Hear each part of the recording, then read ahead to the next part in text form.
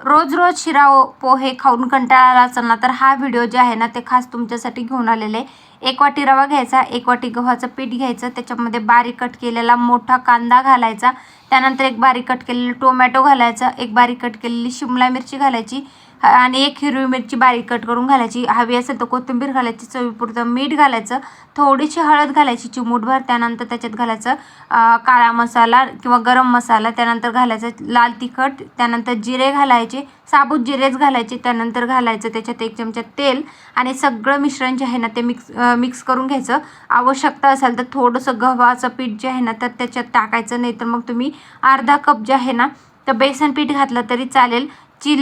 बेसन का चिला जो असतो ना तर तशा प्रकारे पण टेस्ट येते, पण मी इथं बेसन घातलेलं नाही कारण की आपल्याला इथं उत्तप्पासारखं बनवायचं आहे. त्यानंतर छान असं गरम पाणी जे आहे ना कोमट पाणी घालायचं आहे आपल्याला आणि एकजीव करून घ्यायचं आहे. स्लम्स वगैरे आपल्याला याच्यात काही ठेवायचे नाही आहेत, त्याच्यामुळे थोडं थोडं करत पाणी घालायचं आणि छान असं मिक्स करायचं, एकजीव करून घ्यायचं आहे. आणि त्यानंतर एकजीव झाल्याच्या नंतर आपल्याला 15 मिनटासाठी जे आहे फर्मेंट होण्यासाठी ठेवायचे. आणि ताबडतोब बनवलं तरी चालते, पण फर्मेंट झाल्याच्या नंतर आणखी टेस्टी लागतं. त्यानंतर फर्मेंट झालं की त्याच्यामध्ये घालायचं आपल्याला बेकिंग सोडा अर्धा चमचा, आणि बेकिंग सोडा घातल्याच्या नंतर वरतून अर्धा टेबलस्पून जे आहे ना पाणी घालायचं आणि त्यानंतरच असं मिक्स करून घ्यायचं. मिक्स करताना ना आपल्याला त्याच्यात लम्स वगैरे काही राहायच्या नाही आहेत, याची काळजी घ्यायची आहे.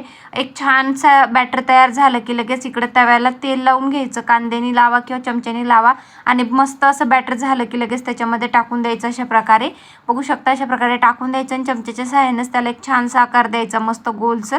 बघू शकता एकदम सोपं आहे.